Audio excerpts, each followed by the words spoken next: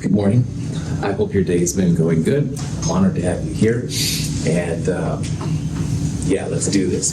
So for those of you in Monday's class, next Monday at 1:10, we'll turn in the lab we did on this last Monday, the percent potassium chloride lab.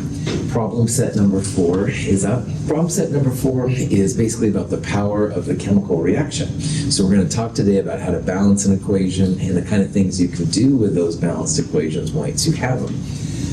Quiz 4 will have just questions from balancing equations. Now, problem set 4 does have some other stuff from the next section, which we'll talk about later.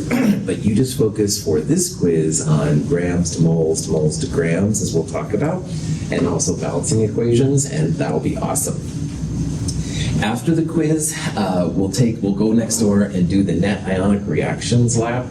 This is not a hard lab experimentally. The write-up takes a little bit, but the lab itself is not too bad. And then just as a reminder that next Monday at 1:10, the rough draft of your class presentation paper is due. And to me, the rough draft should have 3 things. All right, number 1, there is a cover sheet for the rough draft that I want you to turn in. It's available in the syllabus. It's available online. If you don't know where it is, let me know. All right, I'll send it to you directly. But have that be the top page. And then include at least 2 typed pages of your paper. All right, more is great. I saw one person the other day, their paper was basically done. I was like, wow, that's awesome. But at least 2 typed pages. All right, I like to know that you're working on it, that you're working on the correct element and stuff like that. And then I'd also like to see at least 1 of the peer-reviewed science article abstracts. If you go to the library's chemistry website, there's a place that you can search the different academic premier and fancy science databases to find it. And this should be pretty simple. You'll put in your element name in the database, and you should see a whole bunch of entries pop up. And all you need to do is literally copy and paste the abstract from the article into your paper. All right, you don't have to write the abstract. You literally just copy and paste it. Also, next to your abstract, put the citation for it. Now, most of these journals now have a citation kind of built in, so you can also copy and paste that in. All right. It should be pretty chill. There's an example of a class presentation paper. If you'd like to see the format I'm kind of thinking of, I posted a reference to it on Discord, but I can send it to you via email too if you just let me know. And then finally, we did take the midterm on Monday, and I really haven't graded anything, so I apologize for that. But my goal is that by Friday, you'll be able to check your grades online and see how you did, and then I will return it to you Monday when you turn in quiz 4. You'll turn in quiz 4, and I'll give you everything from this week, which will include the midterm. It'll have a summary sheet, blah, blah, blah. Questions? Anything? The chemical equation is a powerful tool for a chemist, and it's what allows chemists to make things. All right. And you have to know how much chemicals you need to make so many things. It will allow you to predict how much chemical is made. It will also allow you to predict how much chemicals you need to make the amount you want. And we talked about on Monday how there's always going to be an arrow. Things to the left of the arrow are the reactants. Those are the parts you put into the chemical reaction. And things to the right of the arrow are called products. So in this reaction, aluminum metal, aluminum solid is aluminum metal, and bromine, which is this kind of funky liquid stuff in there, is going to make this compound Al2Br6, which is a solid. These little things right here are called the states of matter. S means solid, LIQ, or just L usually means liquid. There's also G for gas, and AQ for aqueous, which means it's dissolved in liquid.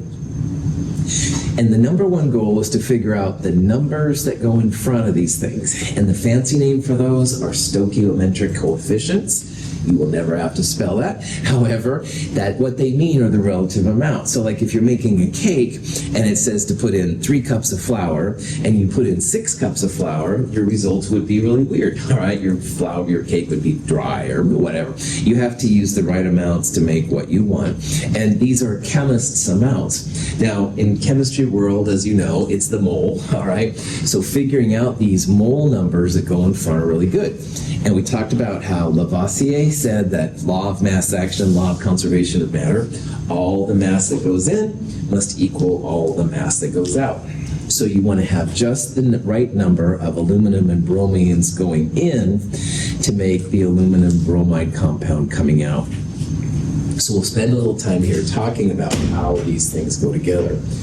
And then finally, it's really important in this section that you remember those crazy 7 diatomics. Have no fear of ice clear brew. Brew is bromine. Bromine has a 2 by it. Those 7 always get a 2 by them. All right. Now, aluminum was not part of the have no fear of ice clear brew. So we don't put a 2 next to that one. And most of the elements, you won't put a 2. But these 7 do appear a lot. All right. Hydrogen, oxygen, nitrogen, etc. So if you hear one of those, make sure you put a 2 next to it. In a compound, you can have any number of them. All right. You don't have to have just Br2 over here. You could have Br3, Br4, 1Br, whatever. But when they're by themselves, those 7 diatomics will be really important. Pieces of aluminum foil are placed in a beaker containing bromine. A violent reaction occurs.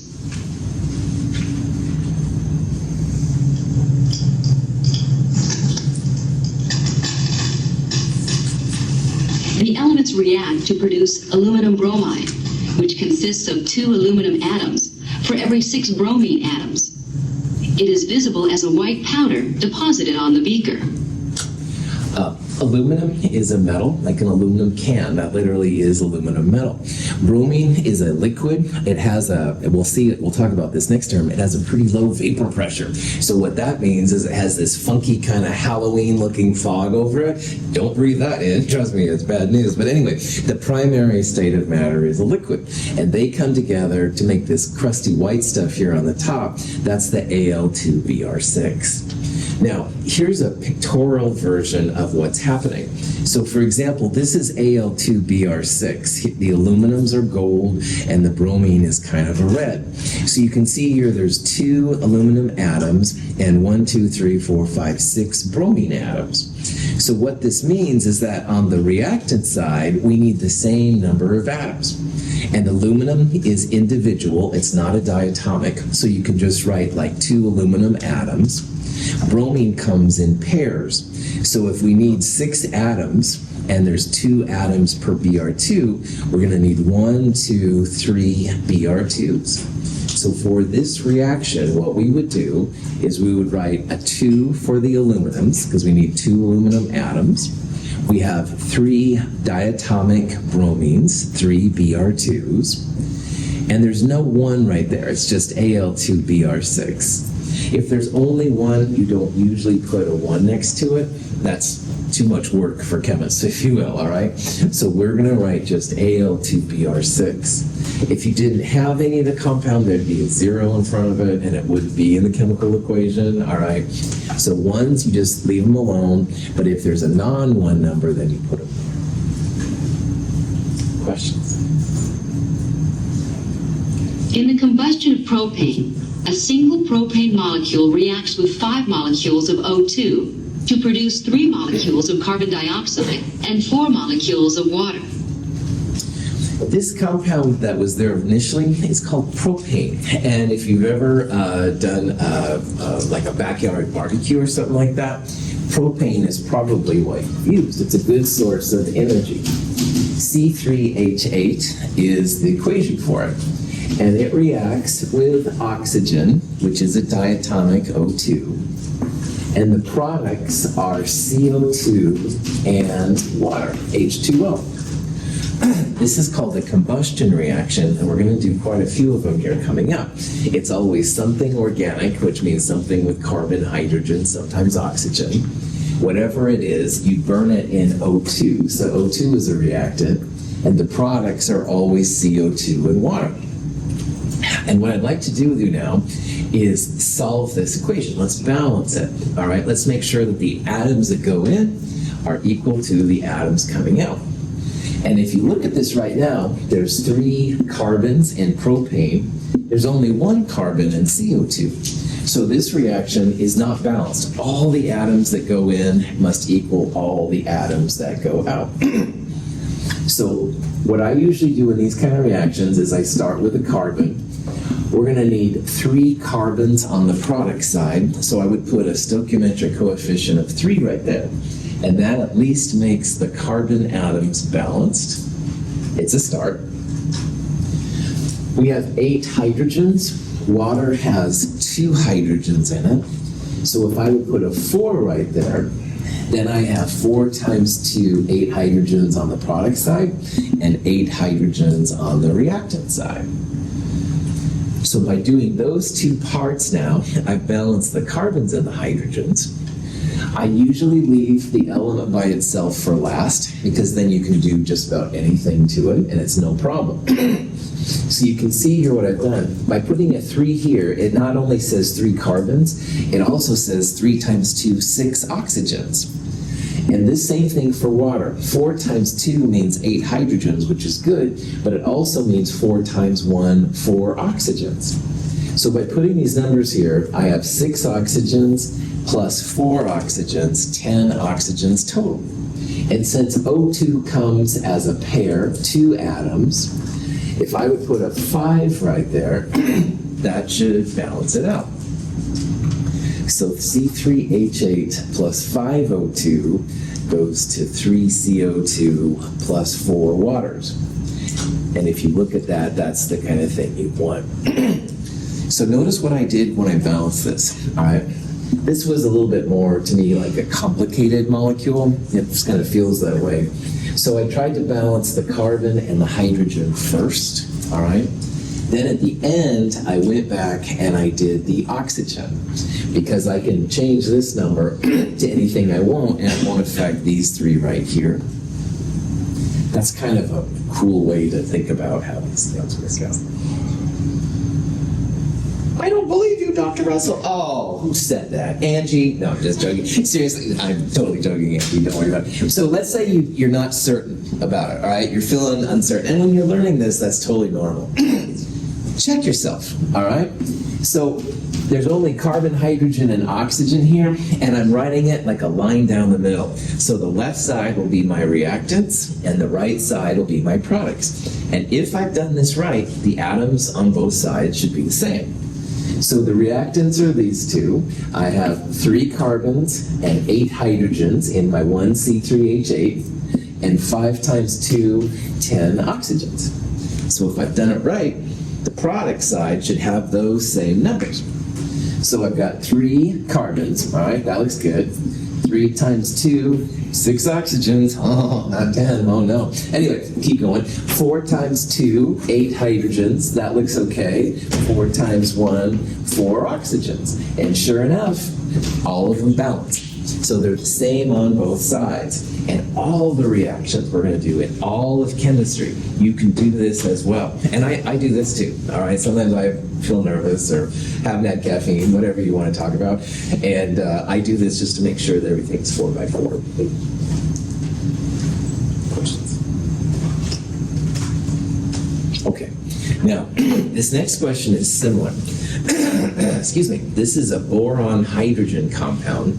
We're kind of burning it in O2 like we did here. Hydrogen and oxygen, when they're burned, always makes water. But boron and oxygen usually makes this B2O3 thing. So I'm going to erase this up here. And I want to show you another trick that sometimes helps me with this. I think this is my trick anyway, we'll see.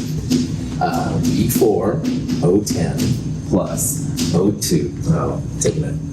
Too much space here, so hold on. B4O10 plus O2 makes B2O3 plus water. All right? Now, like before, I'm going to do oxygen last, you can see that everything else is a combination of other atoms. So if I can get to the oxygen last, it should make it a little bit easier. So looking at the borons here, you can see there's not enough boron on the product side relative to the reactant side. What number will I start with right there? 2, that's right. I want to have 2 B2O3s because 2 times 2 is going to give me the 4 that we need right there. So that's totally cool. And you know what? I put a oxygen there. I was like, wait, something's wrong. Okay, yeah, good. I was testing you, making sure you're awake. Maybe my caffeine hasn't kicked in. Anyway, shut up, Michael. All right, B4H10 has 10 hydrogens. So what number am I going to start with in front of the water? Because it has 2. 5, that's right. Remember, water has 2 hydrogens. So you take whatever number you have, divide it by 2. 5 times 2 is 10, all right? Now, if you want, you can go through the same thing that I did earlier. So right now, we've got 4 borons, 10 hydrogens, and right now only 2 oxygens. We'll change that a little bit. The product side has 4 borons, 6 oxygens, 5 times 2, 10 hydrogens, and 5 times 1, 5 oxygens. Now, pesky diatomics. Notice that I have 11 oxygens on the product side and only 2 on the reactant side. Now these darn diatomics always come in pairs, 2s, all right? I want 11 oxygen atoms, but oxygen comes in 2. What I would like to do here is put 11 halves oxygen, because 11 halves times 2, this 2 right there, the 2's would cancel out, and I'd have the 11 oxygens. And initially, all right, that's okay. But we're not going to use fractions in this class unless we absolutely have to help it. And there's one time that I will have to use fractions, but this is not that time. So this reaction, as written right now, is balanced, but it's got the fraction. So if you have a fraction, you want to get rid of it, what do you want to multiply the whole equation by? 2, that's right. So instead of 1 B4OH10, I'm going to have 2. Instead of 11 halves times 2 is 11. 2 times 2, 4. 5 times 2, 10. You're full of it, Dr. Russell. Oh, that student is going to get it printed. No, seriously, at this point, this is a good idea to check yourself, all right? Because you're doing all kinds of wild things. So 2 times 4, we have 8 borons. 2 times 10, we have 20 hydrogens. And 11 times 2 would be 22 oxygens on the product side. And again, if we've done this right, this side will balance. So 4 times 2, 8. Good. 4 times 3 is going to be 12. 10 times 2 for hydrogen is going to be 20. And 10 times 1, 10. And if you look, 8, 8, 20, 20, 22 equals 12 plus 10. Booyah! You have just balanced an equation.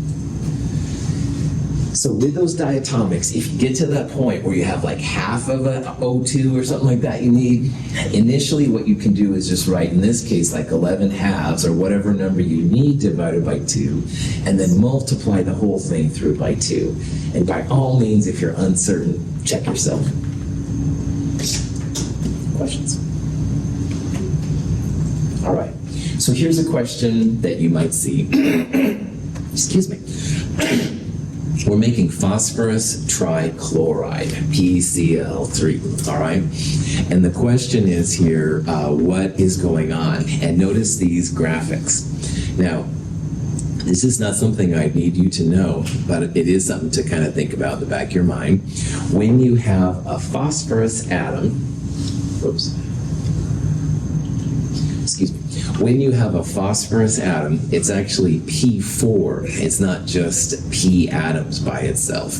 This is another weird, this is called a tetramer. It means 4 atoms. Don't worry about that.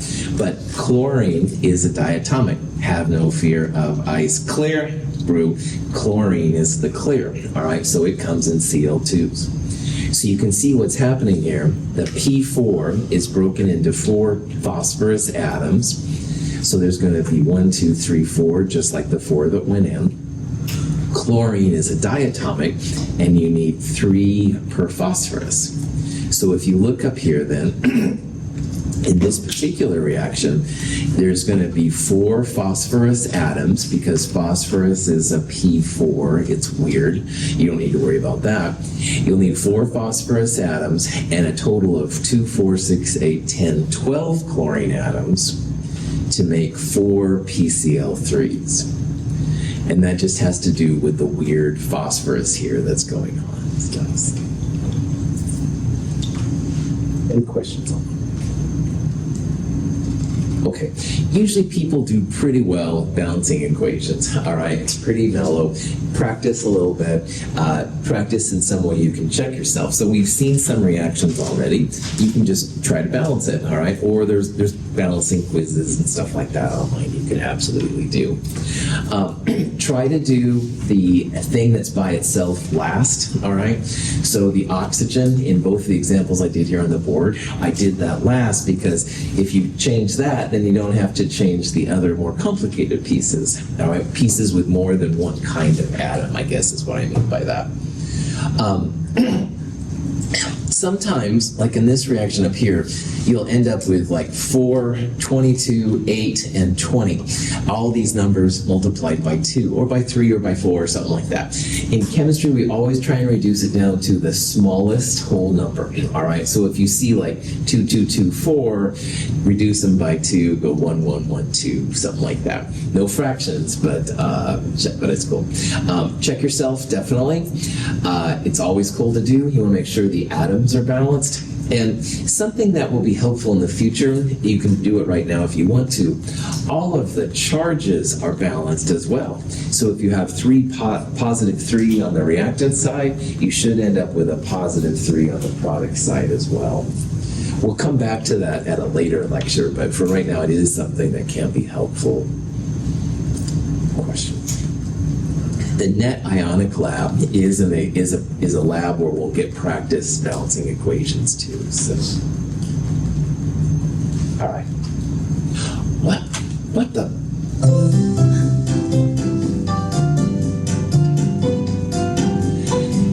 October 23rd, 1023 is considered Avogadro's number, or Mole Day. And chemists of the whole world celebrate Mole Day and stuff like that. Anyway, this is 10 to the 23rd today.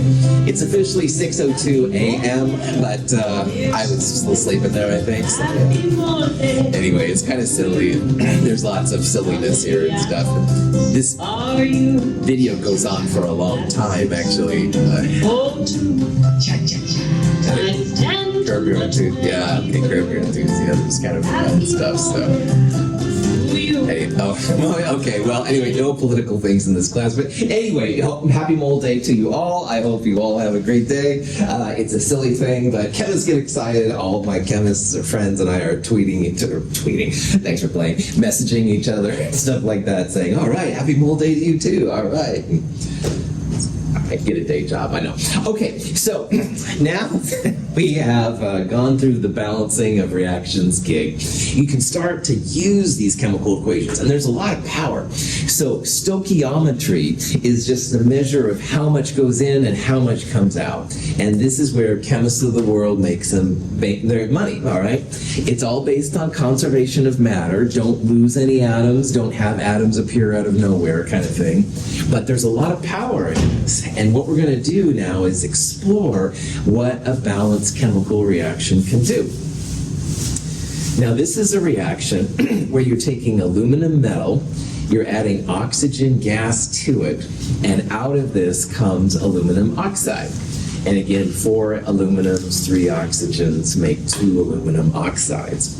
But this 4, 3, and 2 has some really cool uses, and chemists use these as ratios, or if you will, conversion factors. Because you can write 4 moles of aluminum for every 3 moles of oxygen. You can write 4 moles of aluminum for every 2 moles of aluminum oxide. You can write 2 moles aluminum oxide for 3 moles of oxygen, etc., etc. So if you put, for example, let's look at this one right here. If you put 3 moles of oxygen into your reaction, and there's a 4:3 ratio, the 3's will cancel, that means you're going to need 4 moles of aluminum to come out. So that's a way to tell how much of the other reactant you need based on the amount of the reactant you have. Now, one that I've used a lot is similar, one of these two. Like, let's say that we put 4 moles of aluminum into our reaction, and we wanted to know how much aluminum oxide was going to come out. Well, if we put 4 moles of aluminum in, and there's a 2:4 ratio, the 4's cancel out, we're going to get 2 moles aluminum oxide out. So you can figure out the moles of product that come out, how much you should get out. You'll figure out how many moles of reactant you need to react with your reactant amount. A lot of power. So again, since the first day of Chem 221, I've been telling you that, man, we're going to use all these weird conversion factors to convert things. It's quarters to dollars, dollars to quarters. These are just more types of conversion factors, all right? But it allows you to tell, like, how much product you're going to get out, or how much reactant you need to make things happen. And all of these come from the balanced reaction. So in the problems we're going to do, first step, balanced reaction. You've got to know the relative amounts, and so you can do these kind of things to figure out how much product you're going to get out, how much reactant you'll need, etc., etc. So here's an example, all right? This is a famous reaction. It's called the Haber-Fish reaction. 1 nitrogen, 3 hydrogens makes 2 ammonias. And so in this case, we're mixing 10 moles of hydrogen gas, and we have more nitrogen than we need. And if we wanted to figure out how much ammonia was going to be produced, all right, we can do it. And that's where, again, the balanced reaction comes out. So we've got 10 moles of H2, and we want to know how much ammonia is going to come out. Well, just like all the reactions factor labels we've done before, we want moles of hydrogen on the bottom so that they cancel, and we want moles of ammonia. So if you look at the balanced reaction, this 3 right there, that's the moles of hydrogen. 3 moles of hydrogen are in this reaction, and the 2 right there tells how much ammonia is going to come out. So we'll have 2 moles of ammonia. And again, I got that 2/3 directly from the balanced reaction. All right, this isn't magic or anything like that. 3 moles of H2 for 2 moles of ammonia. So since we're starting with H2, we want the H2 to cancel. We want the amount of ammonia, NH3, so we'll put that on top. So we're going to use D there to figure out which one is which. In the lab we did on Monday, there's a 2/3 ratio in there. It's 2 moles KClO3 for every 3 moles of O2. And that's also from the balanced reaction. We started with grams of oxygen lost, turn it into moles. Moles of oxygen, 3 moles of oxygen on the bottom, 2 moles of KClO3 on the top. Same thing. We use the balance equation to figure out those kind of pieces, which is cool. So the balanced reaction is just a whole bunch of stoichiometric or conversion factors, all right? And again, they're just like 4 quarters per $1 or $1 per 4 quarters. It's just its chemistry version, all right? Questions? Ammonium nitrate is a great fertilizer. It's helped so many ways in terms of food production. It's also an explosive. And Oklahoma City, 1991, unfortunately, they lit off the yellow Ryder truck in the basement of a government building, and lots of people died. It was really sad. That's another whole story. But anyway, let's say that we're in the lab and we have 1 pound, which is 454 grams, although I'm not going to say pounds, 454 grams of ammonium nitrate. Now, ammonium nitrate, when it breaks down, explodes, it makes dinitrogen monoxide, N2O, and water. So let's say that you wanted to know how much N2O are we going to get out? How much water are we going to get out? We really were trying to ask her what the theoretical yield of products will be. Theoretical yield means how much we should get out of a reaction, okay? And using the balanced reaction and these conversion factors, we can do this. Now, first thing you got to do, write a balanced reaction. NH4NO3 is the only reactant here, and N2O and water are the only products. So you can see that there's 4 hydrogens, and water has 2 hydrogens. We'll probably need a 2. You can absolutely check yourself to make sure that all the atoms on both the left and the right are balanced. But what it says is that ammonium nitrate, 1 mole, makes 1 mole N2O and 2 moles of water. Any questions on that? Okay. Now, in this reaction, everything is based on the mole. So when we have a gram amount, the first thing after you have a balanced reaction is you need to figure out how many moles that represents. So on the periodic table, you've got to add up the 2 nitrogens, the 4 hydrogens, and the 3 oxygens to get the molar mass of ammonium nitrate. When you do that, that's this number right here to the hundredths, all right? So I added up 2 nitrogens, 3 oxygens, and 4 hydrogens. This is a pretty good sig fig value, 80.04 grams per mole. So we have 454 grams. Grams cancel, got the moles. 5.68 moles of ammonium nitrate is how many moles there are represented. And this is like what we did in problem set 3, the grams to moles thing. Any questions where any of these numbers are coming from? All right. Now the next part's more exciting. We're going to take that 5.68 moles number, that's the moles of reactant, and we want to figure out how many moles of product we have. Now there are 2 products, N2O and H2O, and you can do either product, it doesn't matter which one you do. In this one, I'm going to do the water, but if you wanted to do N2O first, that's fine, it's no big deal. I'm using the water because instead of a 1-to-1 ratio, which would be N2O to NH4NO3, it's a 2-to-1 ratio. So again, the balanced reaction here says 1 mole NH4NO3 for every 2 moles of water. And we have, I think it was 5.68 moles of ammonium nitrate. We're going to use this and this factor to convert moles of ammonium nitrate into moles of water, into moles of product. But again, this comes from the balanced reaction. That's why this is so important for people to figure. So we had 5.68 moles of NH4NO3. 1 mole of NH4NO3 creates 2 moles of water. So again, 454 grams divided by the molar mass gave us this number. This ratio, 2 moles of water for every 1 mole ammonium nitrate, 11.4 moles of water should be created here. And again, this is pretty cool because you see like a pound, sitting there, ammonium nitrate. We just figured out how many moles of water will be created, all right? So the control of things on the chemical level is pretty awesome. If making water was worth a lot of money, this might be an exciting number. Water isn't as exciting as things, but it's still the power. Yeah. And then you can convert that to grams units, right? Yes, exactly. That's right. On the next slide, that's exactly what I'm going to do. I forgot about this. I was going to put this note up there first. N2O and NH4NO3 are 1-to-1. So if you did do the N2O first, which is fine, you'd start with this right here, and here you'd still have 1 mole NH4NO3 in the bottom, and you'd have 1 mole N2O in the top. So the moles are the same for N2O as they are for NH4NO3.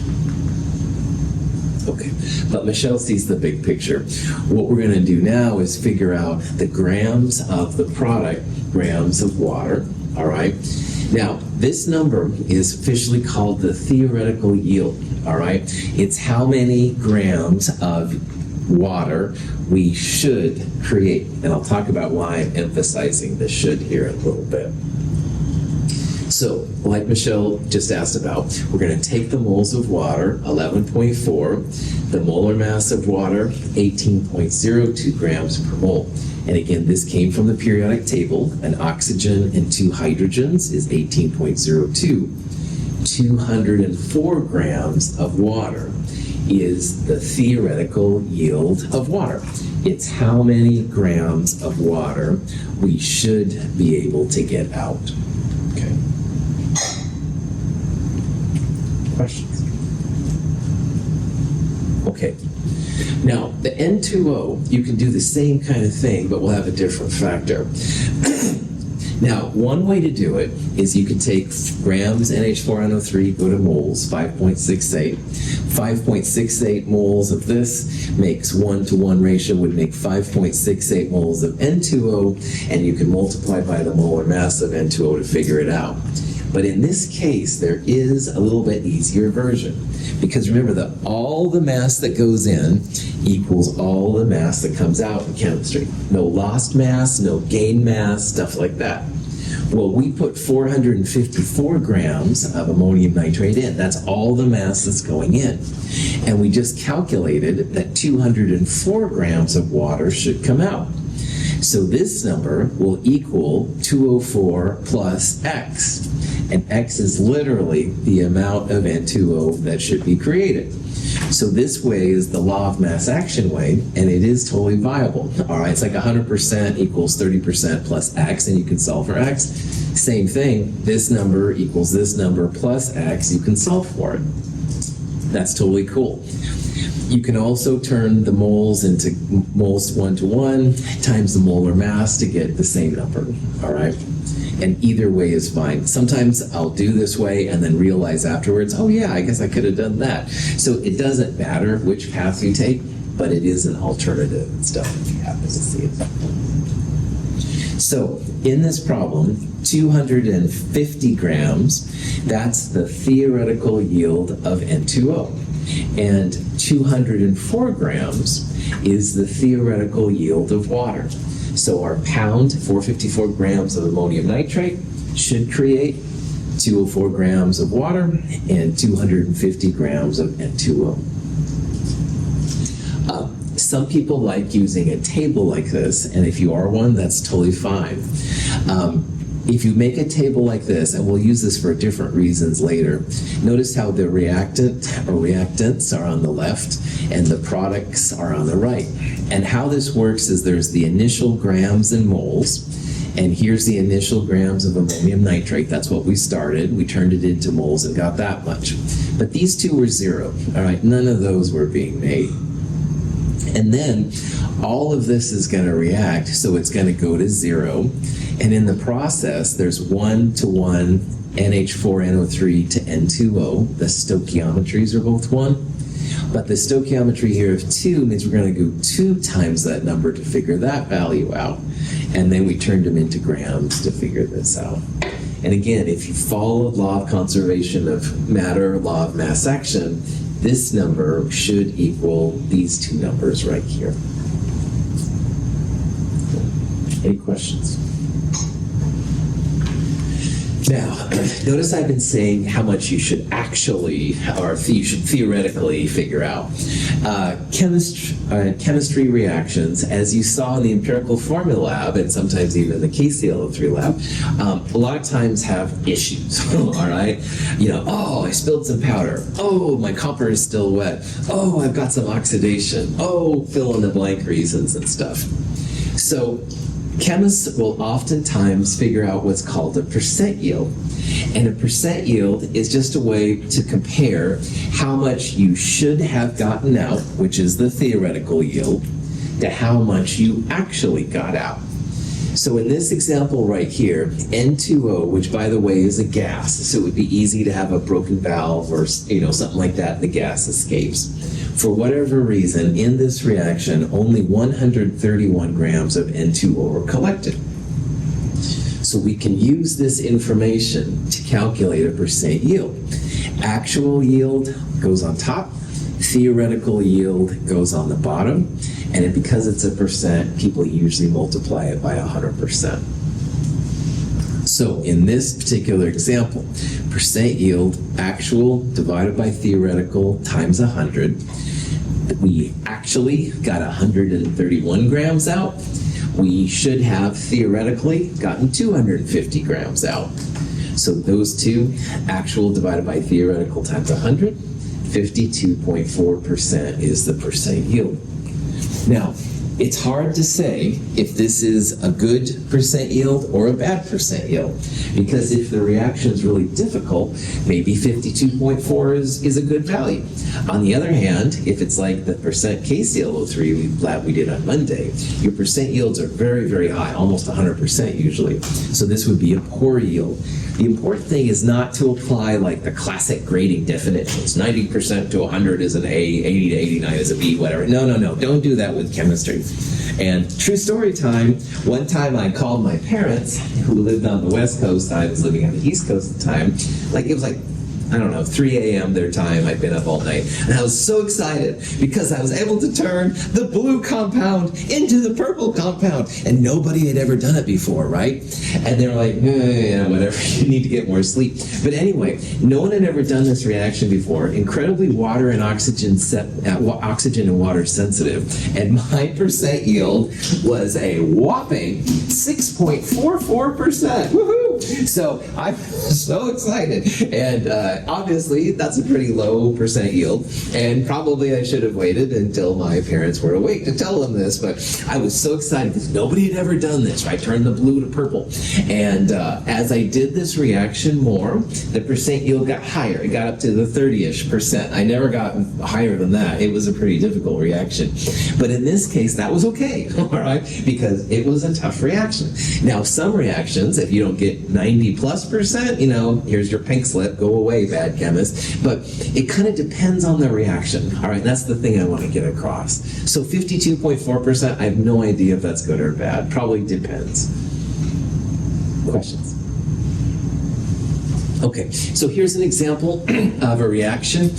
It should have gotten 74.0 grams out. We only got 29.1 grams out. So the should have, that's the theoretical yield, all right? That's how much you should have gotten out. The actual yield is a number that's given to you, all right? So in this case, 29.1. Most of the time, the smaller number is on top and the bigger number on the bottom, but not all the time. Sometimes your sample is wet. So to figure this out, you go 29.1 divided by 74.0. It comes out to be answer E in this case. Any questions on? Okay. The steps we just went through, I'm going to often refer to as the grams, moles, grams dance. I'll have different names for it, but the process is something we'll use a lot in chemistry. And this little diagram kind of shows it. This is the mass of whatever you're starting with, grams. Using the molar mass, you can go to moles. And moles of A you can turn into moles of B using the balanced reaction, and then turn it back into grams of B. And it's real common in chemistry. Grams, moles, grams, dance. All right? That's not a very good way to say it, but it is. Now, there's other things you can do, and we'll talk about these later. But for right now, I want you just to focus on the grams, moles, grams. So your boss says, "Hey, how many grams of N2O are you going to create from this?" You can do it. Grams of what you're starting with to moles to moles using balanced equation, moles to grams using molar mass. It's a powerful tool of the chemist, one that we use a lot. You do have to go through moles, and you have to have a balanced reaction to do it. All right, so that's why these things are all important and stuff. So, questions? Okay. Hydrogen peroxide in water decomposes slowly at room temperature. In the presence of manganese dioxide, however, the decomposition occurs much more rapidly. The reaction produces gaseous oxygen and water. The hydrogen peroxide is oxidized and reduced at the same time. It undergoes a disproportionation reaction. The manganese dioxide serves only as a catalyst and is not consumed in the reaction. Sorry about the bad sound quality. I've got an idea how to fix it. Anyway, in this video, if it made any sense, and I understand if it didn't, they're calling manganese MnO2 manganese dioxide, which makes little hairs on the back of my neck stick up because it's manganese 4 oxide. Use the Roman numerals. But that being said, hydrogen peroxide, if you buy it from Fred Meyer's, comes in a brown bottle. You're usually supposed to refrigerate it because hydrogen peroxide, after a while, will decompose into water and oxygen. So here's your balanced reaction. So in this question, it says, all right, we got 5 grams of hydrogen peroxide. We'll assume it all decomposes. And by the way, MnO2 makes it decompose faster, just like it did with the KCl3 lab. If all of this decomposes, how much water and how much oxygen will you create? All right. This is a grams to moles to moles to grams dance again. You're going to start with grams of H2O2 and turn it into moles of H2O2 using the molar mass. If you want to find oxygen, it's a 2-to-1 ratio. So in the bottom, you'd have 2 moles H2O2 and 1 mole of O2 on the top. You'd then figure out the molar mass of oxygen to find that number. You could also do water, though. You'd have a 2-to-2 ratio, which is like 1-to-1. So moles of H2O2 to moles of water are equal times the molar mass of water to get the grams. So again, what I would do, first go grams H2O2 to moles of H2O2. Then you can use moles, you can calculate O2 or water, doesn't matter. I'm talking about oxygen first, so it would be 1 mole of O2 on the top, 2 moles of H2O2 on the bottom. It's like what you're starting with needs to get canceled out, then to find the moles of oxygen. If you do this, you get 2.35 grams of O2 and 2.65 grams of water. And I encourage you to try it. All right, just try it on your own. It shouldn't take too long. I've given you the answers. It's a grams to moles to moles to grams. If you do the oxygen, it's 2 on the bottom, 1 on the top. If you do the water first, which is fine, it's 2-to-2, equal moles. And then convert to grams using the molar mass to get these 2 numbers. If you could do this, you've got the problem down cold. Question? Okay. There's one more thing, though, we need to talk about when it comes to these reactions. Everything so far has been balanced. You have just enough reactants going in to make everything happen. But sometimes, if you have 2 or more reactants, one of them limits how much product you can make. So the limiting reactant is going to be something that we'll use all the way through Chem 223, and it's just something to be aware of. And we'll talk about how to find out if it's a limiting reactant or not. But the best way to do all of this is to start off. Oops, there we go. Is to start off with a more practical example. So let's say that you and your friends go home and you're really hungry for what we're going to call the ultimate garden burger. Now look, I'm a vegetarian. I'm not vegan, but I am vegetarian. So I won't use hamburgers. I'm going to say garden burgers. But you put in any kind of meat you want to, and if you are vegan, you can use vegan cheese, etc., etc. So in my fantasy world here, the ultimate garden burger has a garden burger. It has 2 slices of cheese and a bun. All right, and boy, that makes your mouth water, all that kind of jazz. But you haven't been to the store for a while because darn chemistry is keeping you busy or whatever you want to use. So you look in the refrigerator, you have 3 garden burgers, you have 6 buns, and 12 slices of cheese. So the question is, how many of these ultimate garden burgers can you make? Well, you can probably see that 3 garden burgers are going to make 3 of these burgers, and each of them needs 2 slices of cheese, so 2, 4, 6 of the 12 slices of cheese will be used. And because you have 3 burgers, you're going to need 3 buns, you'll have 3 left over.